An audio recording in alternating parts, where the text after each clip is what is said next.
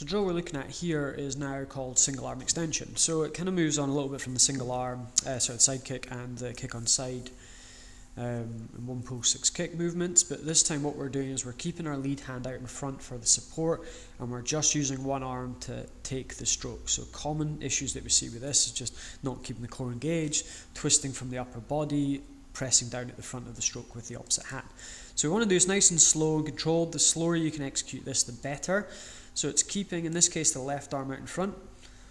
Right arm starts the stroke, pushes past. So what happens here is we extend forward with the left hand and we're turning from our hip. So thinking about turning that right hip out the way of the right hand coming back.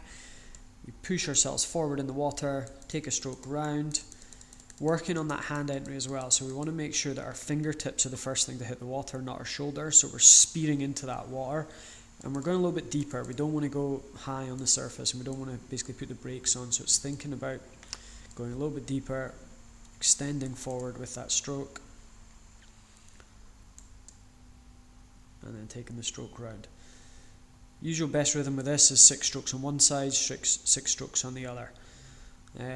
But you'll probably find one side's harder, and if it is, better to do a bit more on that side. If one side's distinctly easier, focus more on the other side and get that other side. So you'll probably find where you lack strength or where the rotation is a little bit less, you struggle with. So this is a good way just to work on that and build it up.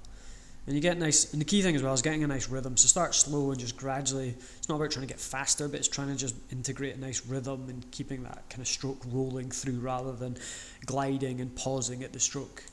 And this is a great way just to integrate into like almost swimming.